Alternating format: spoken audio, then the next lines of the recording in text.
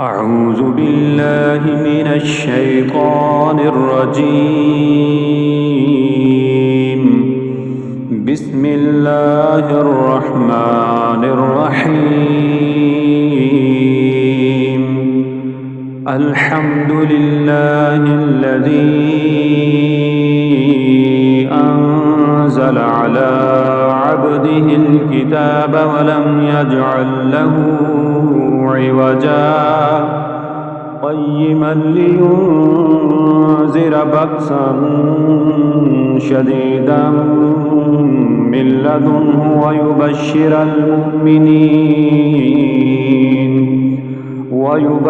المؤمنين الذين يعملون الصالحات أن لهم أجرا حسنا ماكثين فيه أبدا وينذر الذين قالوا اتخذ الله ولدا ما لهم به من علم ولا لآبائهم كبرت كلمة تخرج من أفواههم إن يقولون إلا كذبا فلعلك باخع نفسك على آثارهم إن لم يؤمنوا بهذا الحديث أسفا إنا جعلنا ما على الأرض زينة لها لنبلوهم أيهم أحسن عملا وإنا لجاعلون ما عليها صعيدا جرزا أم حسبت أن أصحاب الكهف والرقيم كانوا من آياتنا عجبا إذ أوى الفتية إلى الكهف فقالوا ربنا آتنا من لدنك رحمة وهيئ لنا من أمرنا رشدا فضربنا على آذانهم في الكهف سنين عددا ثم بعثناهم لنعلم أي الحزبين أحصى لما لبثوا أمدا نحن نقص عليك نبأهم بالحق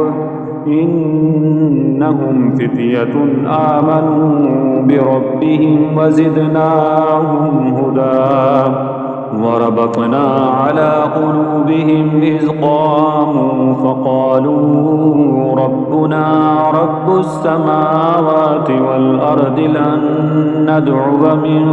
دونه إلها لقد قلنا إذا شططا هؤلاء قوم اتخذوا من دونه آلهة لولا يأتون عليهم بسلطان بين فمن أظلم ممن افترى على الله كذبا وإذ اعتزلتموهم وما يعبدون إلا الله فأووا إلى الكهف ينشر لكم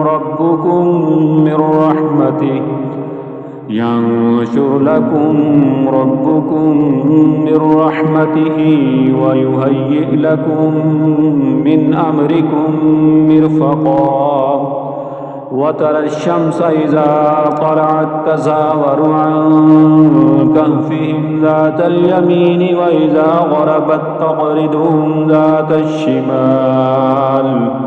وإذا غربت تقرضهم ذات الشمال وهم في فجوة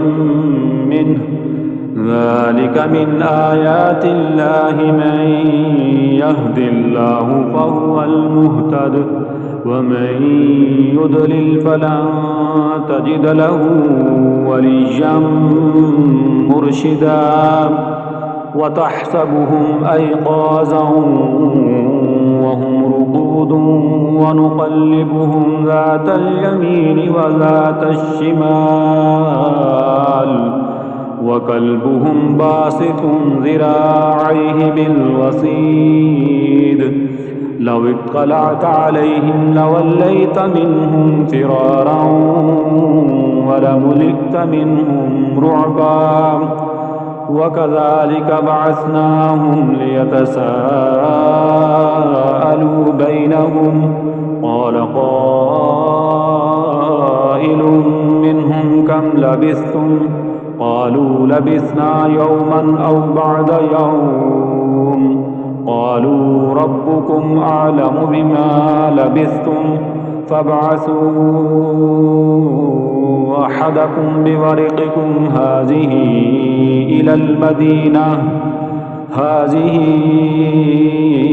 إلى المدينة فلينظر أيها أزكى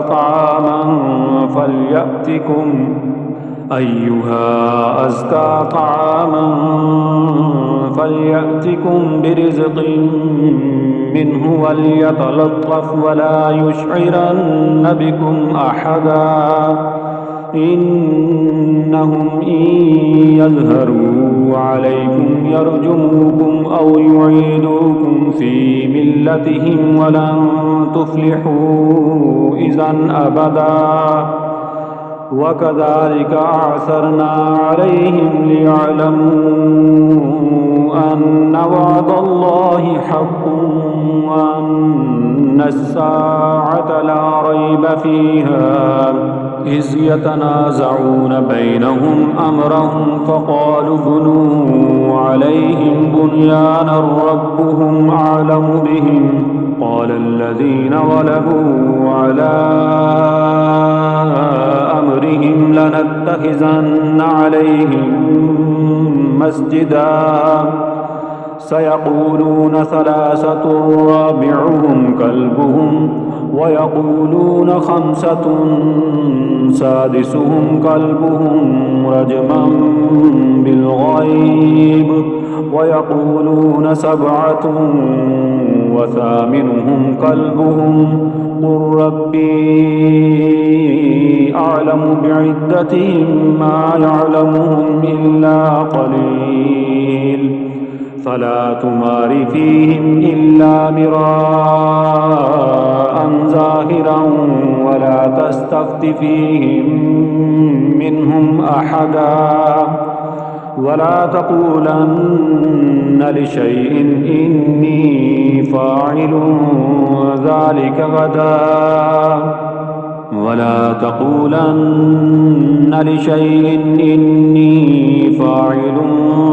ذلك غدا إلا أن يشاء الله واذكر ربك إذا نسيت وقل عسى أن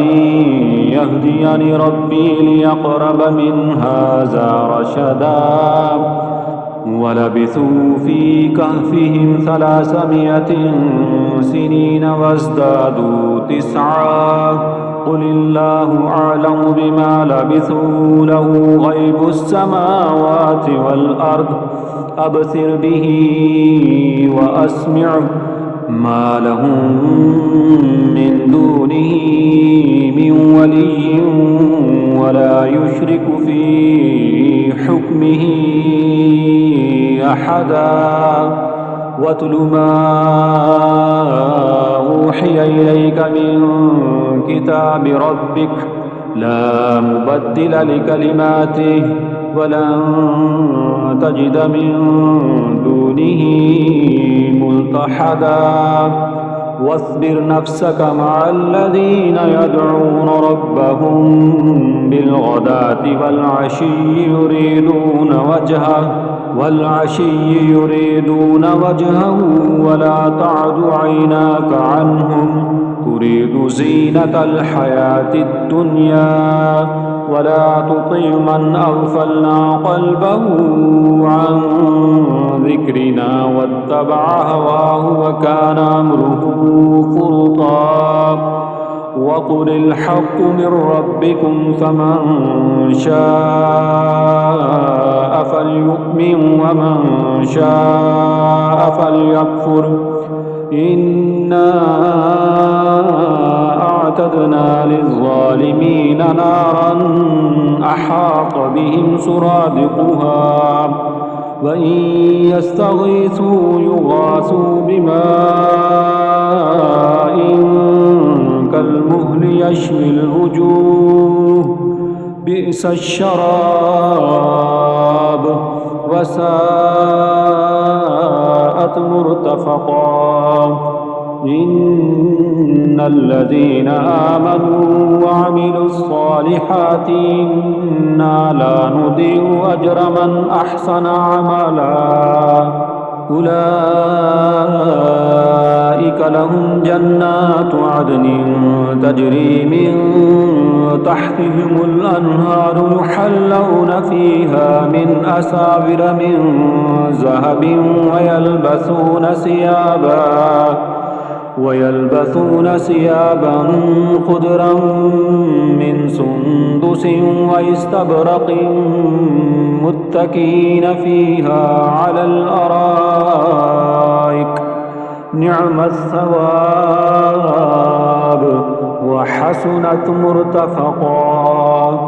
واضرب لهم مثل الرجلين جعلنا لأحدهما جنتين من أعناب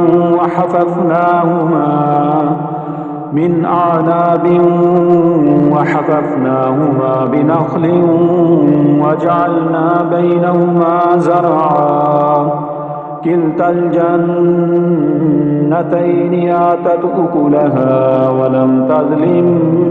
منه شيئا وفجرنا خلالهما نهرا وكان له ثمر فقال لصاحبه وهو يحاوره أنا أكثر منك مالا وأعز نفرا ودخل جنته وهو ظالم لنفسه قال ما أظن أن تبيد هذه أبدا وما أظن الساعة قائمة ولئن رددت إلى ربي لأجدن خيرا منها منقلبا قال له صاحبه وهو يحاوره أكفرت بالذي خلقك من تراب ثم من نطفة ثم سواك رجلا لكن هو الله ربي ولا أشرك بربي أحدا ولولا إذ دخلت جنتك قلت ما شاء الله لا قوة إلا بالله إن ترني أنا أقل منك مالا وولدا فعسى ربي أن يؤتيني خيرا من جنتك ويرسل عليها حسبانا من السماء فتصبح صعيدا زلقا أو يصبح ماؤها غورا فلن تستطيع له طلبا وأحيط بثمره فأصبح يقلب كفيه على ما أنفق فيها وهي خاوية على أروشها ويقول يا ليتني لم أشرك بربي أحدا ولم تكن له فئة ينصرونه من دون الله وما كان منتصرا هنالك الولاية لله الحق هو خير ثوابا وخير عقبا واضرب لهم مثل الحياة الدنيا كماء إن أنزلناه من السماء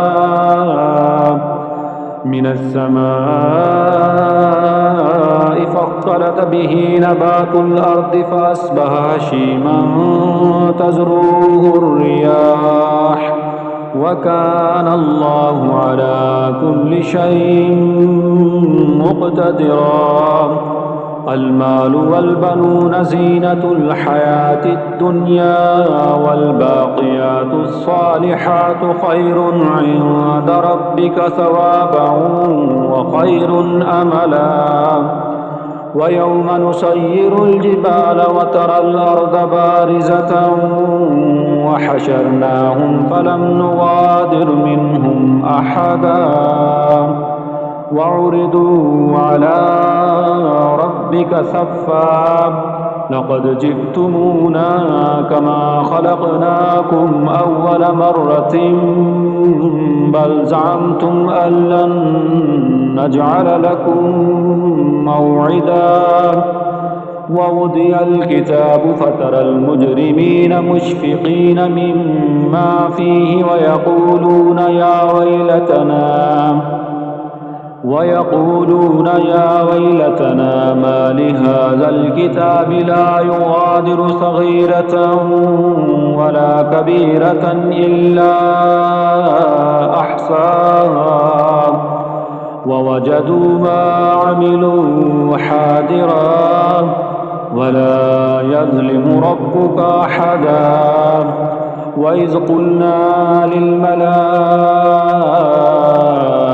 اسجدوا لآدم فسجدوا إلا إبليس كان من الجن ففسق عن أمر ربه أفتتخذونه وذريته أولياء من دوني وهم لكم عدو بئس للظالمين بدلا ما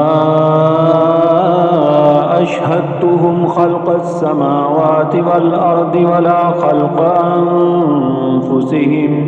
وما كنت متخذ المضلين عضدا ويوم يقول نادوا شركائي الذين زعمتم فدعوهم فلم يستجيبوا لهم وجعلنا بينهم موبقا ورأى المجرمون النار فظنوا أنهم واقعوها ولم يجدوا عنها مصرفا ولقد صرفنا في هذا القرآن للناس من كل مثل وكان الإنسان أكثر شيء جدلا وما منع الناس أن يؤمنوا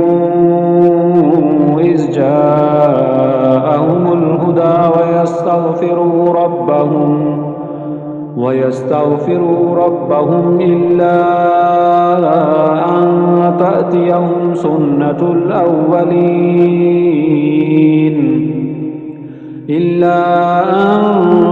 تأتيهم سنة الأولين أو يأتيهم العذاب قبلا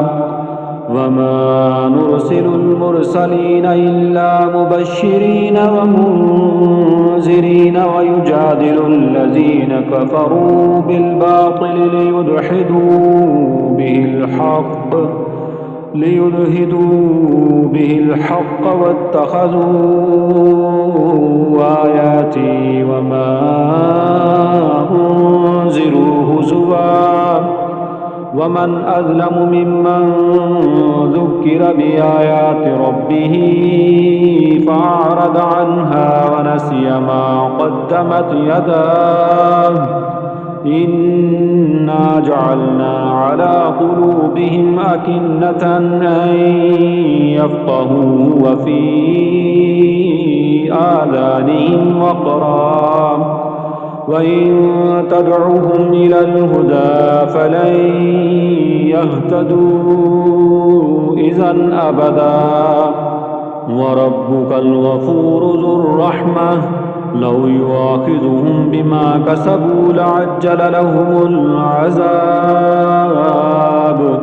بل لهم موعد لن يجدوا من دونه موئلا وتلك القرى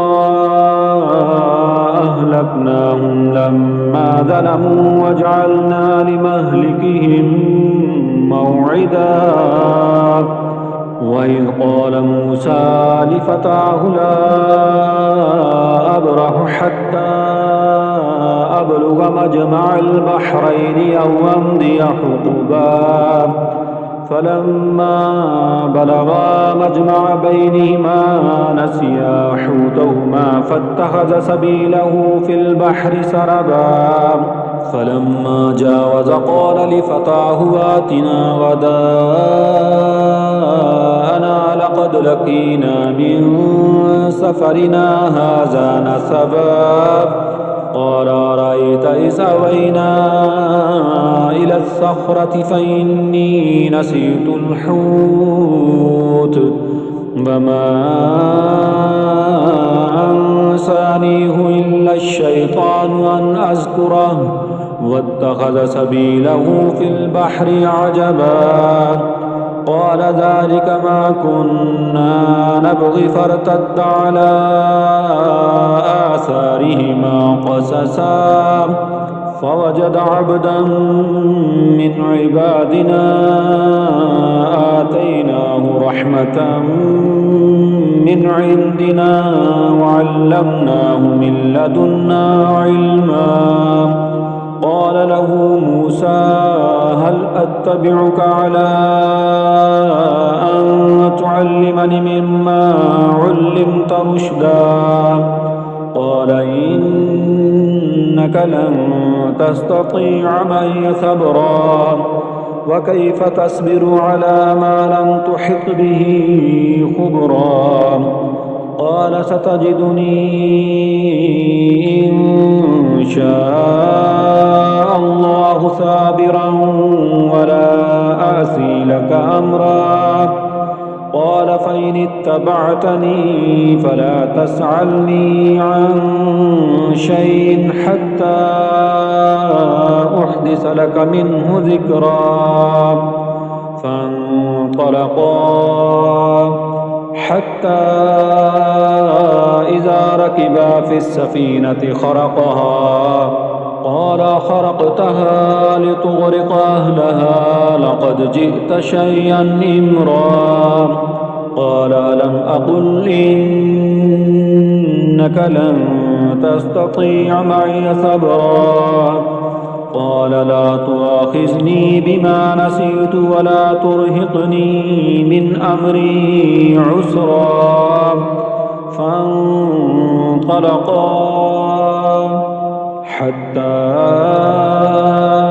إذا لقيا غلاما فقتله قال قتلت نفسا زكية بغير نفس لقد جئت شيئا نكرا قال ألم أقل لك إنك لن تستطيع معي صبرا قال إن سألتك عن شيء بعدها فلا تصاحبني قد بلغت من لدني عذرا فانطلقا حتى إذا أتيا أهل قرية استطعما أهلها فأبوا أن يضيفوهما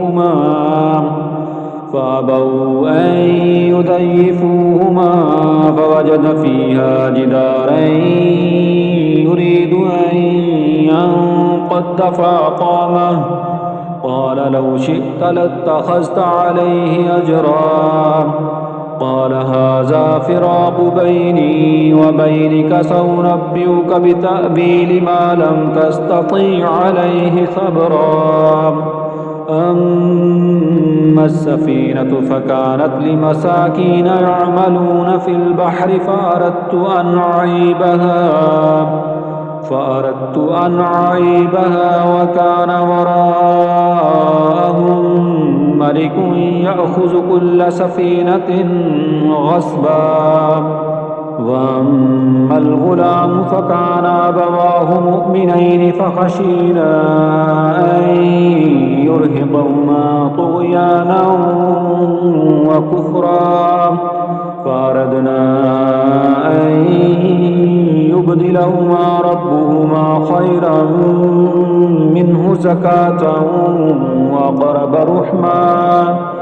وأما الجدار فكان لغلامين يتيمين في المدينة فكان تحته كنز لهما وكان أبوهما صالحا فأراد ربك أن يبلغا أشدهما ويستخرجا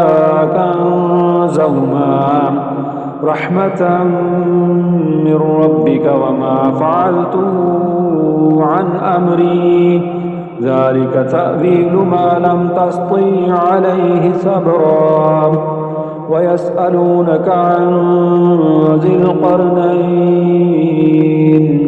قل سأتلو عليكم منه ذكرا إنا مكنا له في الأرض وآتيناه من كل شيء سببا فأتبع سببا حتى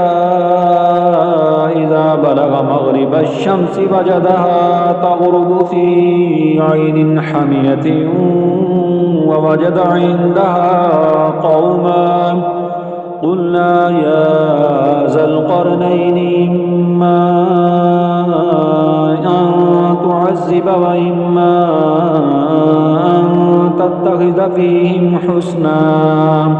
قال أما من ظلم فسوف نعذبه ثم يرد إلى ربه فيعذبه عذابا نكرا وأما من آمن وعمل صالحا فله جزاء الحسنى وسنقول له من أمرنا يسرا ثم أتبع سببا حتى إذا بلغ مطلع الشمس ووجدها تطلع على قوم لم نجعل لهم من دونها سترا كذلك وقد أحطنا بما لديه خبرا ثم أتبع سببا حتى إذا بلغ بين السدين وجد من دونهما قوما لا يكادون يفقهون قولا قالوا يا ذا القرنين إن يأجوج ومأجوج مفسدون في الأرض فهل نجعل لك خرجا على أن تجعل بيننا وبينهم سدا قال ما مكني فيه ربي خير فأعينوني بقوة أجعل بينكم وبينهم ردما آتوني زبر الحديد حتى إذا ساوى بين الصدفين قال انفخوا حتى إذا جعله نارا قال آتوني أفرغ عليه قطرا فما استطاعوا أن يظهروه وما استطاعوا له نقبا قال هذا رحمة من ربي فإذا جاء وعد ربي جعله دكا وكان وعد ربي حقا وتركنا بعدهم يومئذ يموج في بعد ونفخ في الصور فجمعناهم جمعا وعرضنا جهنم يومئذ للكافرين عرضا الذين كانت أعينهم في غطاء عن ذكري وكانوا لا يستطيعون سمعا أفحسب الذين كفروا أن يتخذوا عبادي من دوني أولياء إنا أعتدنا جهنم للكافرين نزلا قل هل ننبئكم بالأخسرين أعمالا الذين ضل سعيهم في الحياة الدنيا وهم يحسبون أنهم يحسنون صنعا أولئك الذين كفروا بآيات ربهم ولقائه فحبطت أعمالهم فلا نقيم لهم يوم القيامة وزنا ذلك جزاؤهم جهنم بما كفروا واتخذوا آياتي ورسلي هزوا إن الذين آمنوا وعملوا الصالحات كانت لهم جنات الفردوس نزلا خالدين فيها لا يبغون عنها حولا قل لو كان البحر مدادا لكلمات ربي لنفد البحر قبل أن تنفد كلمات ربي ولو جئنا بمثله مددا قل إنما أنا بشر مثلكم يوحى إلي أنما إلهكم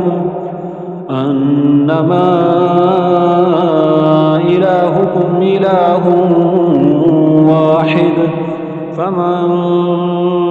كان يرجو لقاء ربه